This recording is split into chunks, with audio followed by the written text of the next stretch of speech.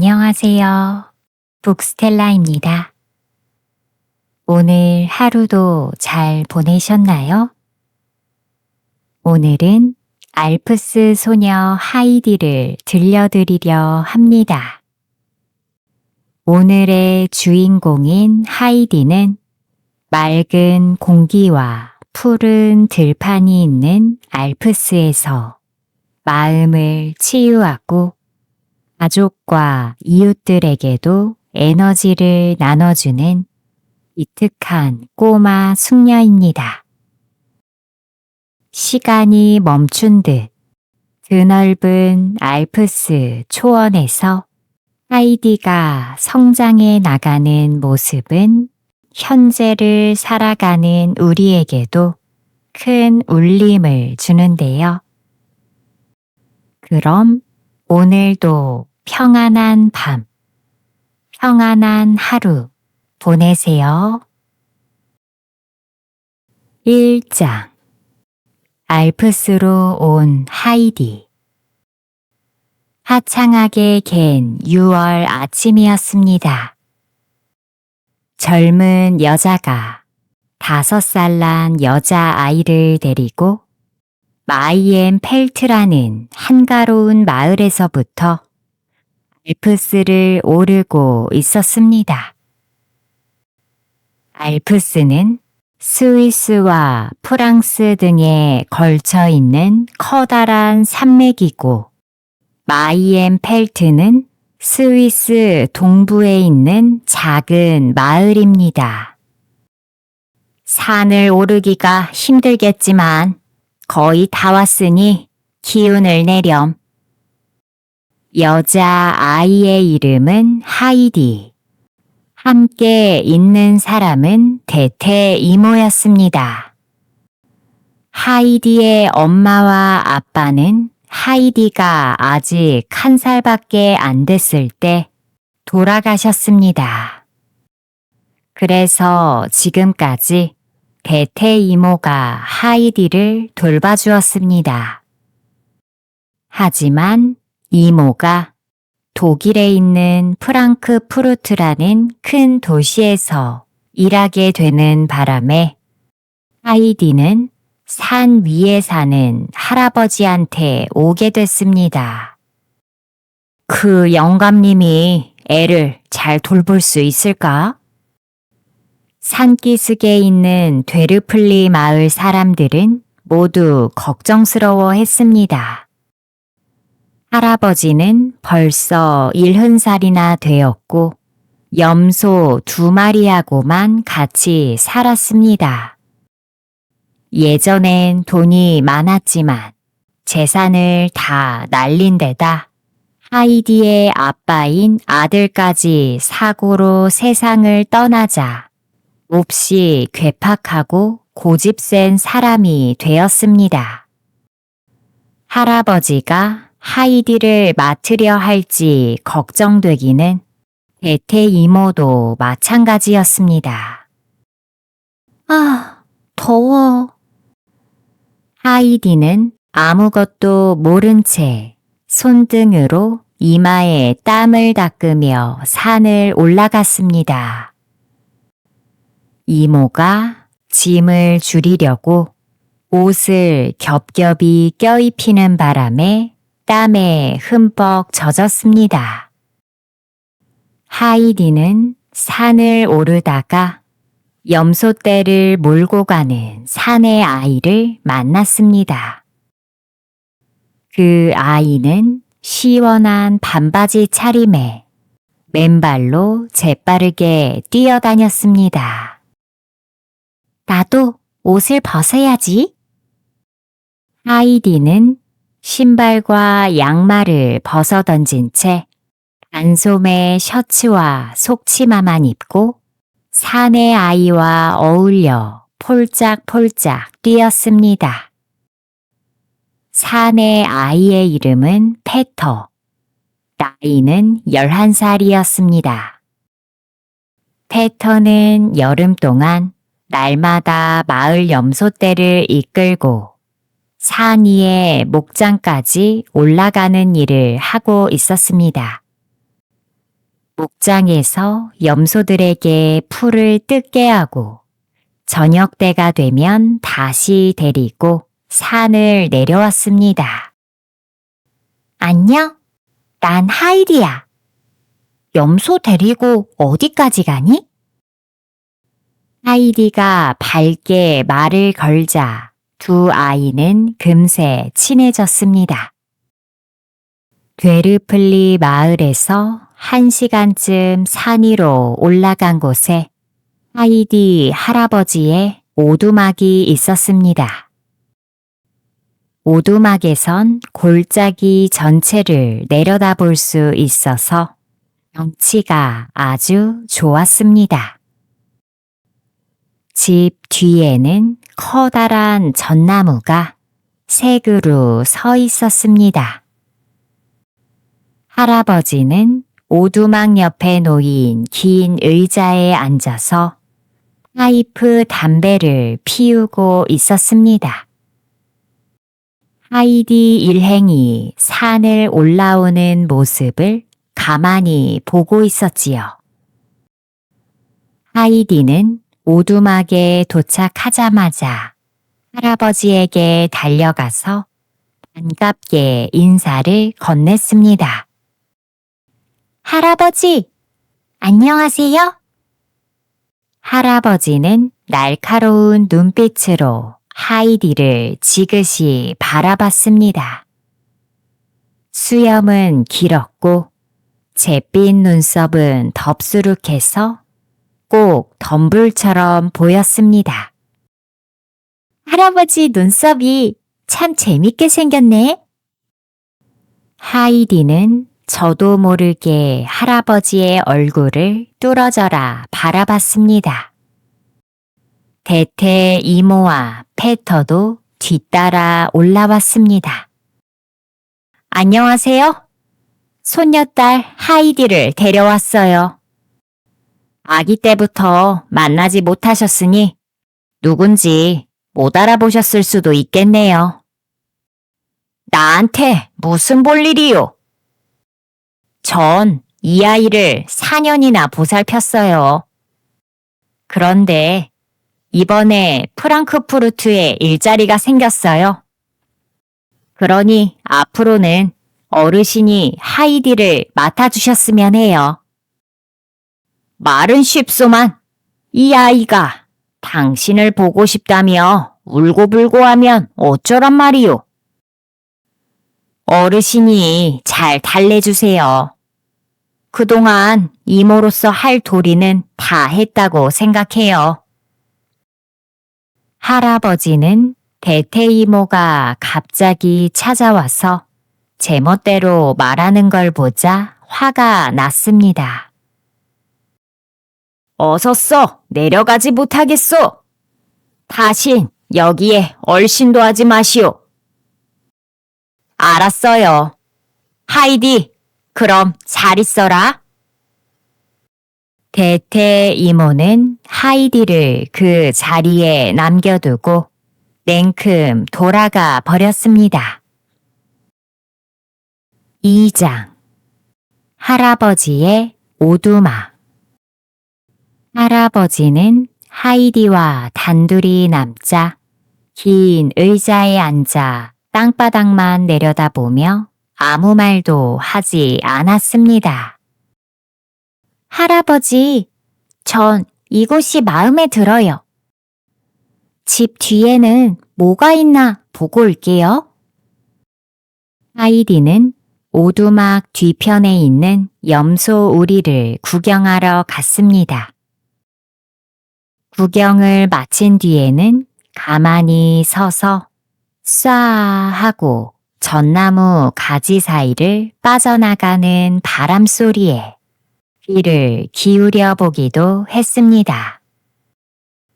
하이디가 다시 돌아왔을 때에도 할아버지는 아까와 같은 모습으로 앉아 있었습니다. 할아버지, 왜 그러세요? 하이디는 뒷짐을 지고 서서 고개를 갸우뚱하며 할아버지를 바라봤습니다.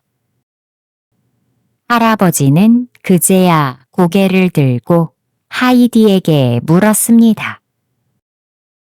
뭘 하고 싶으냐? 집 안에 뭐가 있나 보고 싶어요. 이리 오렴. 할아버지는 일어서서 오두막 안으로 들어갔습니다. 작은 오두막 안에는 방이 하나밖에 없었습니다. 구석에는 할아버지 침대가 놓여 있었고 반대쪽에 있는 화덕 위에는 큰 냄비가 얹혀 있었습니다. 그리고 나무로 만든 식탁과 의자 2개가 보였고 벽에는 붙박이 벽장이 있었습니다. 할아버지, 전 어디에서 자요? 어디든 마음에 드는 데서 자거라. 하이디는 어디서 자면 좋을지 생각하며 방 안을 이리저리 돌아다녔습니다. 그러다 한쪽 구석에 놓인 사다리가 눈에 띄어 올라가 보았습니다. 그곳은 마른 풀을 넣어두는 다락방 같았습니다. 갓 말린 풀이 가득한 다락방에선 향긋한 향기가 풍겨왔습니다. 둥근 창으로는 저 멀리 계곡까지 내려다 보였습니다. 하이디가 흥분해서 소리쳤습니다. 할아버지, 저 여기서 잘래요. 정말 멋져요. 하이디는 마른 풀을 끌어모아 작은 침대를 만들었습니다. 할아버지, 침대뽀만 있으면 정말 멋진 침대가 될 거예요. 할아버지는 깨끗한 침대뽀를 가져다 주었습니다. 두툼하게 쌓은 마른 풀 위에 침대뽀를 깔았더니 포근해 보이는 잠자리가 만들어졌습니다. 할아버지는 삼배자루에 속을 채운 이불도 가져다 주었습니다. 삼배자루 이불은 언뜻 거칠어 보였지만 막상 만져보니 부드럽고 뽀송뽀송했습니다.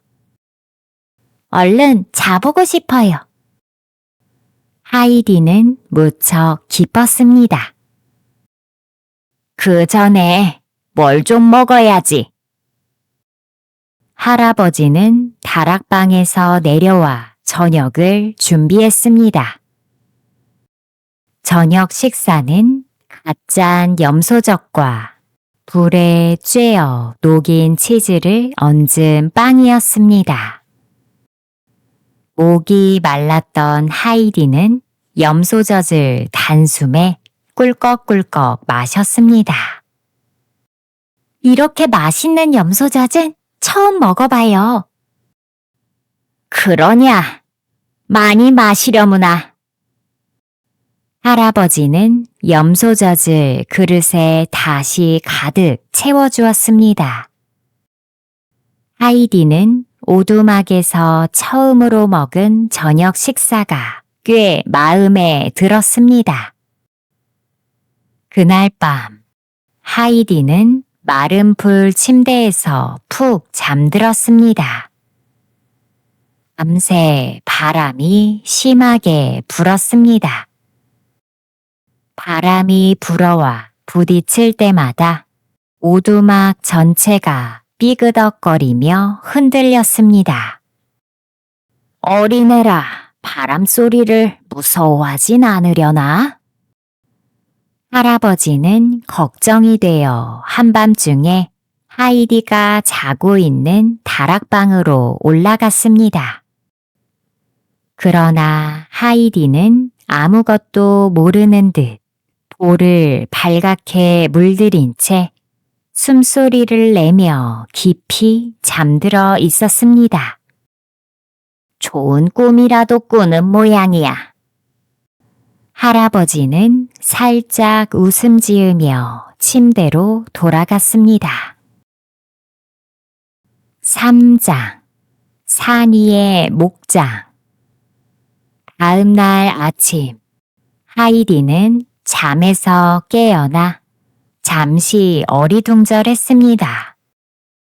여기가 어디지? 그때 마침 할아버지의 말소리가 오두막 밖에서 들려왔습니다. 맞다. 지금 산이 할아버지네 집에 있는 거였지? 하이디는 기운차게 일어나서 옷을 갈아입고 집 밖으로 달려갔습니다. 바깥에는 벌써 염소치기 패터가 와 있었습니다. 하이디, 이제 일어났구나. 패터랑 같이 산이 목장에 갈 테냐? 갈래요. 와, 신난다. 하이디는 기뻐서 깡충깡충 뛰었습니다. 할아버지는 하이디가 먹을 도시락을 든든하게 싸주었습니다. 염소젖을 마실 때 쓸 그릇도 패터에게 건네주었습니다. 패터, 알겠니? 점심때가 되면 하이디 몫으로 염소젖을 짜서 이 그릇에 담아주거라. 알겠어요. 하이디와 패터는 산 위 목장으로 올라갔습니다. 어젯밤의 세찬 바람이 구름을 날려보내서 하늘은 저 멀리 보이는 곳까지 온통 파랬습니다. 하늘 한가운데에는 햇님이 빛나고 있었습니다. 목장에 핀 꽃들은 기쁜 듯이 햇님을 올려다봤습니다. 아, 이렇게 예쁜 경치는 처음 봐. 하이디는 알프스의 아름다운 풍경에 넋을 잃었습니다. 그리고 여기저기 핀 꽃을 꺾어 앞치마에 담으며 목장으로 올라갔습니다. 하이디, 정신 차려. 그러다 길 잃어버린다. 패터는 몇 번이나 하이디에게 주의를 주었습니다. 이윽고 두 아이는 커다란 바위산 밑에 있는 목장에 다다랐습니다. 패터는 땅바닥이 움푹 팬 자리에 도시락을 내려놓았습니다. 그리고 해가 잘 드는 풀밭 위에 벌러덩 누웠습니다. 주위에서는 염소들이 여기저기 흩어져 한가롭게 풀을 뜯었습니다. 하이디는 패터 옆에 앉아 아름다운 풍경을 둘러보았습니다. 목장이 이렇게 멋진 곳이라니. 여기 앉아 있으니까 기분이 정말 좋다. 패터가 돌보는 염소들에게는 각각 이름이 있었습니다. 하이디는 할아버지가 키우는 염소 2마리의 이름도 알게 됐습니다. 하얀 녀석은 백조, 갈색인 녀석은 곰돌이였습니다. 패터는 다른 염소들의 이름도 알려주었습니다. 제일 작고 하얀 녀석은 흰 눈이고, 뿔이 크고 몸집도 큰 녀석은 망나니야. 하이디는 다른 염소들의 이름도 금방 외웠습니다. 점심때가 되자 패터가 백조의 젖을 짜서 그릇에 담아주었습니다. 두 아이는 앉아서 각자 자기 도시락을 꺼냈습니다. 패터가 싸온 도시락은 보잘것 없었습니다. 말라 빠진 작은 빵 조각이 전부였습니다. 하이디가 꾸러미를 열어보니 할아버지가 싸주신 큼직한 빵과 치즈가 나왔습니다. 이거 나 혼자 다 못 먹어. 페터, 너한테 나눠줄게. 하이디는 빵을 잘라서 큰 조각을 큼직한 치즈 조각과 함께 페터에게 내밀었습니다. 페터는 커다란 빵과 치즈 조각을 보고 깜짝 놀랐습니다. 이걸 다 주는 거야? 고마워. 두 아이 모두 맛있게 먹었습니다. 하이디는 점심을 다 먹은 후 다시 염소들과 놀았습니다. 염소들도 다정한 하이디를 금세 잘 따랐습니다. 자, 얘들아, 나랑 술래잡기 하자. 하이디는 뛰어다니다 지치면 예쁜 꽃을 꺾으러 다녔습니다. 하이디의 앞치마는 금세 알록달록한 꽃으로 가득 찼습니다. 산 위 목장에서 보내는 시간은 빠르게 지나갔습니다. 하이디가 문득 주위를 둘러보자 햇님이 산 너머로 지려하고 있었습니다. 그 순간 주위를 가득 뒤덮은 풀이 붉은색으로 빛났고 하이디는 놀라 소리쳤습니다. 페터, 저기 봐. 산이 불타고 있어. 페터가 느긋하게 대답했습니다. 불타는 게 아니야. 이맘때면 늘 그런걸. 그렇구나. 근데 왜 그런 건데? 페터는 이번엔 대답하지 못하고 난처한 듯 머리를 긁적였습니다. 불처럼 새빨갛던 산은 이윽고 장밋빛이 되었습니다. 그 다음에는 회색이 되더니 눈부신 빛은 순식간에 사라졌습니다.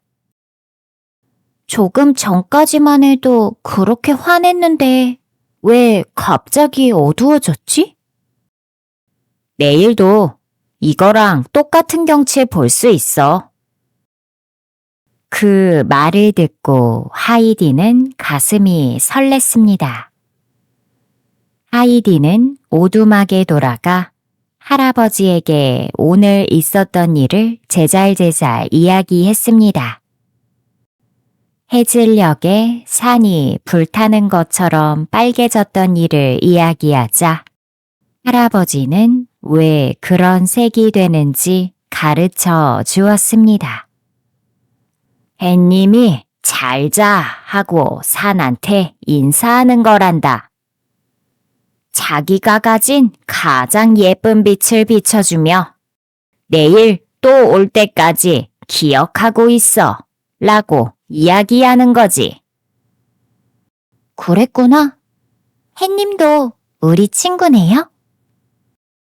하이디는 할아버지가 해준 이야기가 마음에 들었습니다. 저녁 식사를 마친 하이디는 다락방으로 올라갔습니다. 그리고 염소떼가 나오는 꿈을 꾸며 마른 풀 침대에서 곤히 잠들었습니다. 4장 페터의 할머니. 하이디는 여름 내내 페터와 함께 산이 목장에 놀러 갔습니다. 그렇게 지내는 사이에 햇볕에 그을려 몸도 튼튼해졌습니다. 하이디는 날마다 즐겁고 행복한 나날을 보냈습니다. 이윽고 가을이 됐습니다. 바람이 큰 소리를 내며 세차게 불어오자 할아버지는 하이디에게 말했습니다. 오두막에서 나가면 안 된단다. 바람이 거세지면 너처럼 조그만 아이는 날려갈 수 있거든. 대신 집안에서 일을 거들어다오. 네, 알겠어요. 할아버지는 가구를 고치거나 맛있어 보이는 치즈를 만들었습니다. 그런 할아버지를 보는 건 아주 즐거운 일이었습니다. 특히 둥그렇고 예쁜 염소젓 치즈를 만드는 작업이 재밌었습니다.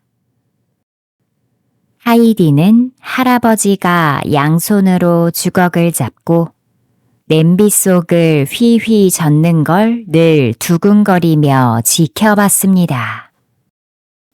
와! 할아버지가 만드신 치즈 너무 맛있어 보여요. 빨리 먹고 싶어요. 얼마 후 추운 겨울이 찾아왔습니다. 어느 날 밤, 눈이 소복하게 쌓이자 산은 온통 새하얘졌습니다. 이제 패터는 염소를 데리고 산에 올라올 수 없었습니다. 초록 풀이랑 예쁜 꽃들은 어떻게 됐을까? 하이디는 신기하다는 듯이 창문으로 눈 덮인 경치를 내다봤습니다. 다음 날 오후, 하이디와 할아버지는 난로불가에 앉아 있었습니다.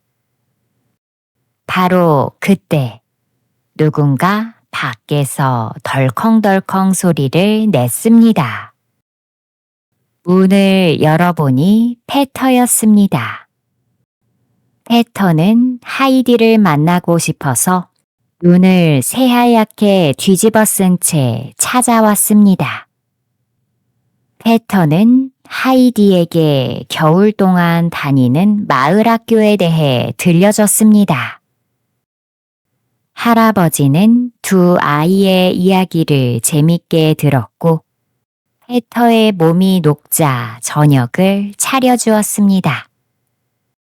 밥을 다 먹고 돌아갈 시간이 되자 패터가 말했습니다. 고맙습니다. 안녕히 주무세요. 하이디, 다음 주 일요일에 또 올게. 그리고 할머니가 우리 집에도 한번 놀러 오면 좋겠다고 하셨어. 하이디는 패터의 할머니가 자기를 보고 싶어 한다는 사실을 알고 기뻤습니다. 할아버지, 패터네 집에 데려다 주세요. 아직은 안 돼. 눈이 너무 깊이 쌓여서 위험해. 하이디가 할아버지를 조른 지 나흘째 되던 날, 드디어 할아버지는 하이디를 썰매에 태우고 패터가 사는 집까지 데려다 주었습니다. 하이디는 낡은 패턴의 오두막으로 들어갔습니다. 집 안은 좁고 무척 낡아 있었습니다. 탁자 앞에는 한 여자가 앉아서 옷을 깁고 있었습니다. 패터의 엄마였습니다. 방 귀퉁이에는 허리가 굽은 할머니가 실을 잡는 일을 하고 있었습니다. 이분이 날 만나고 싶어 하시는 할머니구나. 하이디는 곧장 할머니께로 가서 인사를 드렸습니다. 할머니, 안녕하세요. 저 놀러 왔어요. 할머니는 하이디의 손을 잡더니 말했습니다. 네가 산이 할아버지 댁에 산다는 하이디냐? 네, 맞아요. 하이디는 방 안을 둘러보며 꼼꼼히 살펴보더니 말했습니다. 할머니, 저것 보세요. 덧문이 바람에 덜컹거려요. 할아버지라면 창틀에 못을 하나 박아서 단단히 고정하실 텐데. 아이고, 똑똑한 아이로구나. 하지만 우리 집엔 수리해줄 사람이 아무도 없단다. 보이지 않아도 소리는 들리거든. 바람이 불면 여기저기서 덜커덩 삐걱삐걱 야단이란다. 이러다 오두막이 무너지는 건 아닌지 걱정스럽구나. 할머니, 왜 안 보이세요? 제가 밖에 가서 덧문을 열까요? 그럼 환해져서 보이실 거예요. 하이디, 난 이제 앞을 볼 수 없단다. 죽을 때까지 안 보일 거야. 할머니의 말을 듣고 하이디는 마음이 아파 울음을 터뜨렸습니다. 할머니는 하이디가 자기를 위해 그렇게 슬퍼하자 마음이 찡했습니다. 고맙구나, 하이디. 이리 가까이 오렴. 눈이 보이지 않으면 친절한 말을 듣고 싶어진단다. 내 옆에 앉아서 산 위에서 뭘 하는지, 할아버지는 어떻게 지내시는지 이야기를 해주겠니? 그 말에 하이디는 눈물을 닦고 활기차게 이야기를 시작했습니다. 네, 여름에는요, 날마다 산이 목장에 갔는데 정말 재밌었어요. 목장엔 꽃이 많이 피어서 아주 예뻐요. 겨울엔 집안에서 할아버지를 도와드려요. 할아버지는 치즈 만들기 선수예요. 할머니는 마을 사람들이 괴팍하다고 여기는 할아버지가 하이디한테만은 매우 다정하다는 걸 알고 깜짝 놀랐습니다. 이윽고 페터가 학교에서 돌아왔습니다. 다녀왔습니다. 하이디 왔구나. 응, 잘 다녀왔어? 할머니가 페터에게 말을 걸었습니다. 어서 오너라. 이제 글자는 좀 읽을 줄 알게 됐니? 아니요, 아직 못 읽어요. 글자 읽는 건 너무 어려워요. 할머니는 무척 아쉬워했습니다. 집에 있는 낡은 책을 누가 좀 읽어줬으면 좋겠다고 생각했기 때문입니다. 하이디는 그날 집에 돌아가서 할머니네 오두막을 고쳐드리고 싶다며 할아버지에게 열심히 부탁했습니다. 할아버지, 패턴의 집은요, 문이란 문은 죄다 삐걱거려요. 할머니가 앞이 안 보이시는데 문이 덜커덩거릴 때마다 너무 무서울 것 같아요. 그렇다면 고치러 가자꾸나. 할아버지는 하이디의 부탁을 들어주기로 했습니다. 다음 날, 할아버지는 하이디와 함께 패턴의 집으로 갔습니다. 그리고 하이디와 할머니가 오두막 안에서 이야기하는 동안 지붕과 벽을 고쳐주었습니다. 탕탕탕. 할아버지가 못을 박는 소리가 크게 울렸습니다. 이게 대체 무슨 소리니? 설마 오두막이 무너지기 시작한 건 아니지? 아니에요, 할머니. 할아버지가 오두막을 고치시는 소리예요. 아, 그랬구나. 이렇게 고마울 때가. 할머니는 무척 놀랍고 기뻤습니다. 할머니는 눈이 보이지 않아서 오랫동안 쓸쓸하게 지내온 터였습니다. 그래서 하이디와 이야기하는 시간이 정말 즐거웠습니다. 그 뒤로 할머니는 날마다 아침 일찍부터 하이디의 발소리가 들리기를 기다렸습니다. 하이디와 이야기하다 보면 시간이 눈 깜짝할 새에 지나갔습니다. 하이디의 할아버지 덕분에 오두막도 더는 덜컹거리지 않았습니다. 이제 마음 놓고 푹 잘 수 있게 되었단다. 이 할아버지의 친절은 절대 잊지 않으마. 할머니는 몇 번이고 되풀이해서 말하며 고마워했습니다. 5장 프랑크푸르트로. 어느덧 알프스에 와서 처음 맞는 겨울이 지나갔습니다. 다시 즐거운 여름이 오고 그 후로도 계절이 몇 번이나 바뀌었습니다. 하이디는 이제 8살이 되었고 염소도 아주 능숙하게 돌볼 줄 알았습니다. 그해 겨울, 페터는 마을학교 선생님에게서 부탁을 2번이나 받았습니다. 하이디의 할아버지에게 이야기를 전해달라는 부탁이었습니다. 이제 공부를 시작해야 할 나이니 꼭 되르플리 마을의 학교에 보내주세요. 하지만 할아버지는 하이디를 학교에 보낼 생각이 없다며 거절했습니다. 3월이 되고 햇님이 눈을 녹이기 시작할 무렵 어느 날 마을 목사님이 할아버지를 찾아왔습니다. 슬슬 하이디를 학교에 보내시는 게 어떻겠습니까?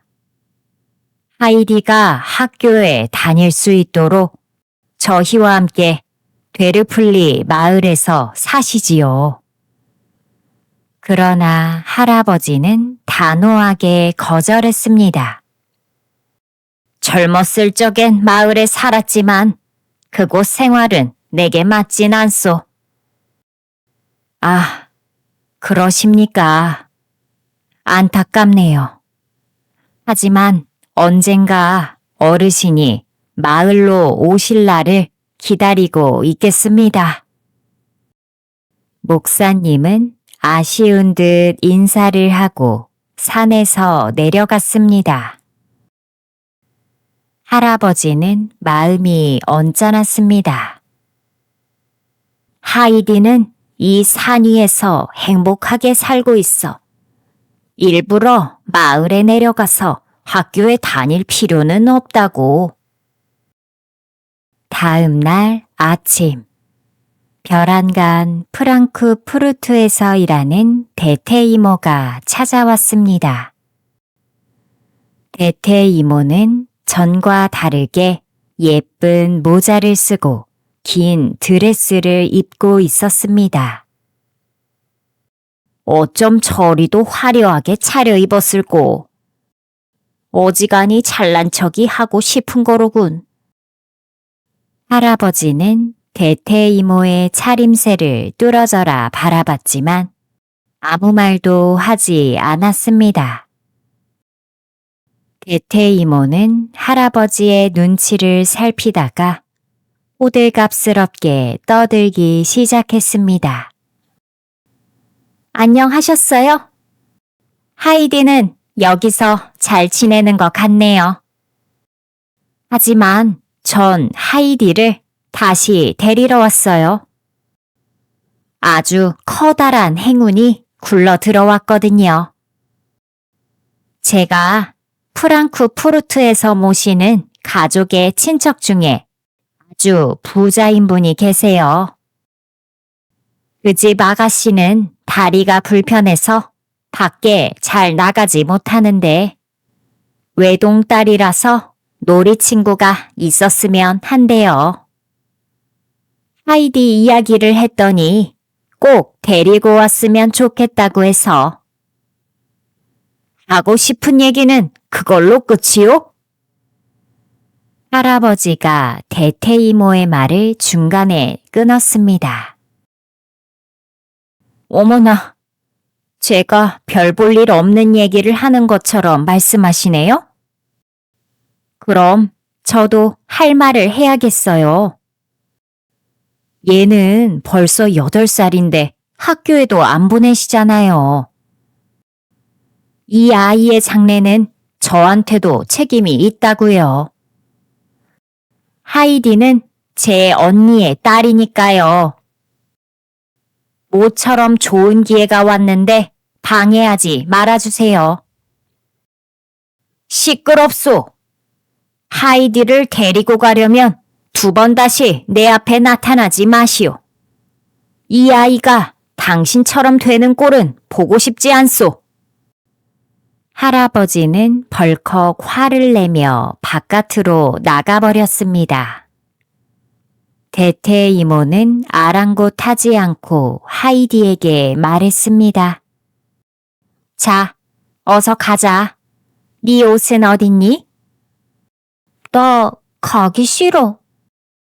하이디가 대답했습니다. 하지만 대퇴 이모는 물러서지 않았습니다. 이모랑 같이 가는 거야. 프랑크푸르트가 얼마나 멋진지 아니? 넌 잘 모르겠지만 앞으로 상상도 못할 만큼 행복해질 수 있어. 대퇴 이모는 벽장에서 하이디의 짐을 꺼내 조그만 보자기에 착착 쌌습니다. 갔다가 싫으면 금방 돌아올 수 있어? 그럼 원하기만 하면 언제든 돌아올 수 있어. 기차는 빠르니까 금세 다시 올 수 있어. 대퇴 이모는 하이디의 손을 잡았습니다. 두 사람은 산을 내려가다가 페터와 딱 마주쳤습니다. 어디 가는 거야? 나 지금 프랑크푸르트로 가야 돼.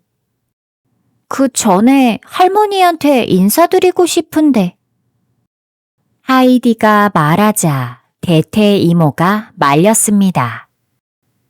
안 돼. 지금 할머니랑 얘기할 시간이 어딨니? 대퇴 이모는 하이디의 손을 잡아 끌고 발걸음을 재촉했습니다. 페터는 서둘러 집으로 돌아가 씩씩대며 소리쳤습니다. 하이디 이모가 와서 하이디를 데리고 갔어요. 그 말을 들은 할머니는 떨리는 손으로 창문을 열고 큰 소리로 외쳤습니다. 대퇴, 하이디를 데려가지 말아요. 하이디, 가면 안 된다. 그 목소리는 걸어가는 두 사람에게도 들렸습니다. 할머니가 부르시네? 가봐야 돼. 하이디는 패턴의 집 쪽으로 달려가려 했습니다. 하이디, 기다려봐. 프랑크푸르트에 가면 할머니가 좋아하실 선물도 가져올 수 있어. 대퇴 이모가 하이디의 손을 잡아 끌며 타일렀습니다. 그럼 부드러운 흰 빵을 사다 드릴래. 할머니는 이가 안 좋아서 딱딱한 검은 빵은 잘 못 드시거든. 하이디는 기쁜 마음에 프랑크푸르트로 빨리 가기 위해 뛰기 시작했습니다. 대퇴 이모는 숨을 헐떡이며 하이디의 뒤를 쫓아갔습니다. 그날 이후 하이디의 할아버지는 먹을거리를 사러 마을에 내려와도 무서운 얼굴로 사람들을 노려보기만 했습니다. 할아버지는 하이디가 곁을 떠나자 너무나 쓸쓸했습니다. 가족이 없는 할아버지에겐 이야기 상대도 없었습니다. 하지만 마을 사람들은 그런 할아버지의 마음을 알지 못했습니다. 6장 제제만 씨 집에 도착하다. 프랑크푸르트의 한 저택 안에서는 가냘픈 여자아이가 휠체어에 앉아 있었습니다. 바로 제제만 씨의 외동딸 클라라로 자기와 함께 지낼 놀이 친구가 도착하기를 기다리는 중이었습니다. 로텐마이어 아주머니, 아직 멀었어요? 로텐마이어 부인은 제제만 씨의 아내가 세상을 뜬 뒤로 줄곧 이 집에서 일해왔습니다. 제제만 씨가 일 때문에 집을 자주 비워서 집안일은 로텐마이어 부인이 맡아서 했습니다. 드디어 대퇴 이모가 하이디를 데리고 들어왔습니다. 안녕하세요, 로텐마이어 부인. 스위스에서 아가씨 놀이 친구를 데리고 왔어요.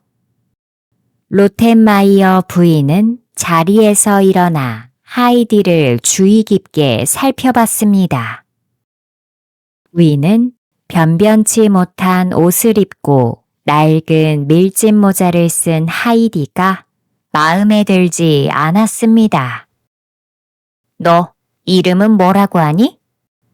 로텐마이어 부인이 물었습니다. 하이디예요. 이름이 참 이상하구나. 제대로 된 이름은 없니? 잘 몰라요. 하이디가 대답하자 로텐마이어 부인은 깜짝 놀랐습니다. 어쩌면 그렇게 버릇없이 대답을 하니? 로텐마이어 부인이 화를 내자 대퇴 이모가 황급히 끼어들었습니다. 용서하세요, 부인. 이 아이의 이름은 아델 하이트예요. 그 이름을 줄여서 다들 하이디라고 부르고요. 아델 하이트라면 제대로 된 이름이네요. 하지만 클라라 아가씨의 놀이 친구로 아가씨와 동갑인 12살쯤 되는 아이를 부탁했을 텐데요. 이 아이는 너무 어려 보이잖아요. 몇 살이에요? 8살이라고 할아버지가 그랬어요. 하이디가 다시 직접 대답했습니다. 이제 겨우 8살이라고? 클라라 아가씨보다 4살이나 어리잖니. 지금까지 어떤 공부를 했지? 전 글자 못 읽어요. 페토도 못 읽고요. 글자를 못 읽는다고? 로텐마이어 부인이 흠칫 놀라며 소리쳤습니다. 대퇴 씨, 이건 얘기가 전혀 다르네요. 왜 이런 아이를 데려왔죠? 클라라 아가씨가 글도 읽지 못하는 시골 아이와 뭘 할 수 있겠어요? 그러나 대퇴 이모도 물러서지 않았습니다. 어떻게 해서든 하이디를 이 저택에 두고 싶었기 때문입니다. 부인, 이 아이는 틀림없이 댁에서 찾으시던 그런 아이예요. 보통 애들하고는 다른 마음을 끄는 아이를 원한다고 하셨잖아요? 어쨌든 이미 이곳에 왔으니 아이를 당분간 맡아주셨으면 해요. 곧 상황을 보러 다시 올게요. 대퇴 이모는 재빨리 말을 마치고 서둘러 나가버렸습니다. 로텐마이어 부인이 허둥지둥 대퇴이모를 뒤쫓아갔습니다. 혼자 남은 하이디는 주위를 둘러봤습니다.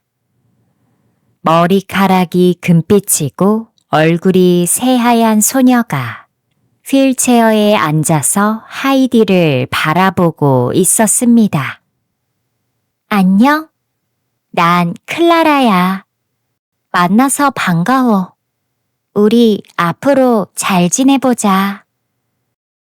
클라라가 먼저 말을 걸었습니다. 그래, 난 하이디야. 반가워. 하지만 난 곧 집으로 돌아갈 거야. 그러자 클라라가 상냥하게 말했습니다. 넌 당분간 여기서 나와 함께 지낼 거야. 아직 몰랐나 보구나. 바로 그때 로텐마이어 부인이 얼굴을 찡그리며 돌아왔습니다. 기대했던 것과 딴판인 아이가 온 사실이 화가 나는 모양이었습니다. 로텐마이어 부인은 크게 소리를 질러 집사를 불렀습니다. 어서 이 아이의 짐을 정리해줘요. 그리고 클라라와 하이디 쪽을 보며 사납게 말했습니다. 자, 이제 저녁 식사를 하러 식당으로 갈 거예요. 너도 따라오너라. 집사인 세바스찬이 클라라를 식당으로 데려가기 위해 방 안으로 들어왔습니다. 그 모습을 본 하이디가 말했습니다. 아저씨는 염소치기 페터랑 닮았어. 식당에는 이미 저녁 식사가 준비되어 있었습니다. 자리에 앉은 하이디는 앞에 놓인 흰 빵을 보고 무척 기뻐했습니다. 이거 가져가도 돼요? 세바스찬이 고개를 끄덕이자 하이디는 재빨리 흰 빵을 주머니에 넣었습니다. 잘 놔뒀다가 패턴의 할머니에게 선물로 드려야지. 세바스찬은 그 모습을 보고 웃음이 터질 뻔했지만 간신히 참았습니다. 하이디는 호화로운 음식들을 눈앞에 두었지만 먹는 법을 알지 못해 어쩔 줄 몰랐습니다. 하지만 로텐마이어 부인은 아랑곳하지 않고 식사를 하는 내내 기나긴 설교를 계속했습니다. 아침에 일어나면 옷을 단정히 갈아입고 식당으로 내려오는 거야. 인사는 깍듯이 하고. 하지만 하이디는 피곤했던 터라 주의사항을 듣는 사이에 깜빡 잠들고 말았습니다. 오늘은 몇 시간이나 기차를 타고 먼 곳까지 왔으니까요. 로텐마이어 부인은 여러 규칙에 대해 길게 설명한 뒤 마지막으로 물었습니다. 아델하이트, 잘 기억했겠지? 하이디는 한참 전부터 자고 있는걸요? 클라라가 즐거운 듯 대답했습니다. 클라라에게 저녁 식사 시간이 이렇게 재밌었던 건 정말 오랜만이었습니다. 정말 이런 아이는 처음 보는군요. 로텐마이어 부인은 어처구니가 없다는 듯 한숨을 내셨습니다. 세바스찬이 하이디를 흔들어 깨웠지만 소용없었습니다. 결국 하이디는 세바스찬의 등에 엎여 침실로 갔습니다. 클라라는 그 모습을 보며 재밌다는 듯 배시시 웃었습니다. 7장 날마다 대소동 다음 날 아침, 잠에서 깬 하이디는 자기가 어디 있는지 몰라서 한동안 어리둥절했습니다. 여기가 어디지? 마른 풀 침대도 아니고 할아버지랑 염소 소리도 안 들려. 하이디가 방금 전까지 자던 곳은 하얀 침대 위였고 주위엔 처음 보는 물건뿐이었습니다. 잠시 멍하니 앉아있자 어제 프랑크푸르트에 온 것이 생각났습니다. 하이디는 침대에서 뛰어내려 어제 로텐마이어 부인이 얘기한 대로 옷을 입고 준비를 했습니다. 방을 둘러보니 창문이 커튼으로 가려져 있었습니다. 꼭 상자 속에 갇힌 것 같아. 커튼 틈으로 바깥을 내다봐도 다른 집의 벽과 창문밖에 보이지 않았습니다. 하이디는 푸른 알프스와 맑은 하늘이 그리워졌습니다. 아침을 먹고 나니 가정교사가 왔습니다. 자, 아델하이트, 빨리 글자를 배워야 한다. 로텐마이어 부인이 쌀쌀맞게 말했습니다.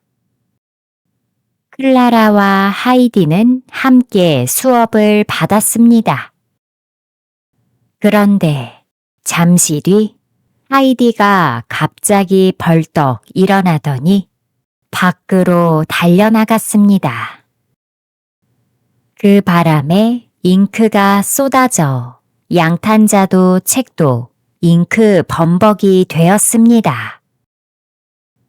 로텐마이어 부인이 시끄러운 소리를 듣고 달려오자 클라라가 재밌다는 듯이 설명했습니다. 하이디가 모르고 그런 것 같아요. 방금 마차 여러 대가 집 옆을 지나갔거든요. 그랬더니 하이디가 허둥거리며 밖으로 나가려다가 잉크병을 엎었어요. 하이디는 아직 한 번도 마차를 본 적이 없나 봐요. 하이디는 현관 앞에 서서 멍하니 입을 벌린 채 길을 바라보고 있었습니다. 로텐마이어 부인은 하이디를 호되게 야단쳤습니다. 이게 무슨 짓이니? 갑자기 달려나가다니. 아까 전나무가 쏴 하는 소리가 들렸는걸요? 하지만 이젠 안 들려요. 하이디는 마차가 지나가는 소리를 전나무 소리로 착각한 것입니다. 전나무라니, 여긴 숲이 아니다. 자, 들어가서 네가 무슨 짓을 했는지 똑똑히 보렴. 공부방으로 돌아간 하이디는 잉크가 쏟아져서 바닥이 더러워진 사실을 알고 깜짝 놀랐습니다. 잘못했어요. 이제 수업 중에 뛰어나가지 않을게요. 하이디는 풀이 죽어 앞으로는 얌전히 공부하겠다고 약속했습니다. 로텐마이어 부인은 하이디에게 쉬는 시간에는 좋아하는 일을 해도 된다고 허락해 주었습니다. 쉬는 시간이 되자 하이디는 세바스찬에게 창문을 열어달라고 부탁했습니다. 하이디는 의자 위에 올라가서 바깥 풍경을 내다봤습니다. 온통 돌로 된 길밖에 안 보이네. 하이디는 무척 실망했습니다. 이 동네보다 훨씬 먼 데까지 보려면 어떻게 해야 돼요? 그러려면 높은 탑에 올라가야죠. 저기 보이는 꼭대기에 금색 공이 달린 교회 탑에 올라가면 잘 보일 거예요. 세바스찬의 말을 듣고 하이디는 마음속으로 생각했습니다. 알프스를 보고 싶어. 하이디는 얼른 저택 밖으로 나갔습니다. 교회 탑은 가까워 보였지만 아무리 걸어도 나오지 않았습니다. 하이디는 중간에 길을 잃어버렸습니다. 동네 길 모퉁이에서 아코디언을 연주하는 남자아이가 보였습니다. 하이디가 교회까지 가는 길을 알려달라고 부탁하자 그 아이는 교회로 가는 방향을 가르쳐줬습니다. 하이디는 간신히 교회에 도착해서 초인종 줄을 잡아 당겼습니다. 그러자 문지기가 나오더니 화를 냈습니다. 무슨 일이니? 여긴 애들이 오는 데가 아니야. 죄송해요. 꼭 저 멀리까지 보고 싶어서요. 제발 부탁드려요. 탑 위에 올라가게 해주세요. 하이디가 간절히 부탁하자 문지기는 탑에 올라갈 수 있게 해주었습니다. 하지만 탑에서 보이는 풍경 역시 끝없이 이어진 지붕과 굴뚝뿐이었습니다. 알프스는 어디에서도 보이지 않았습니다. 하이디는 너무나 실망했습니다. 꼬마 아가씨, 기운을 내. 자, 좋은 걸 줄 테니 집에 가지고 가렴. 문지기는 하이디를 측은하게 여기며 갓 태어난 새끼 고양이 2마리를 주었습니다. 하이디는 기뻐하며 양쪽 주머니에 새끼 고양이를 1마리씩 넣었습니다. 1마리는 클라라에게 선물하고 다른 1마리는 자기가 기를 생각이었습니다. 돌아가는 길에도 아까 그 남자아이가 저택까지 데려다 주었습니다.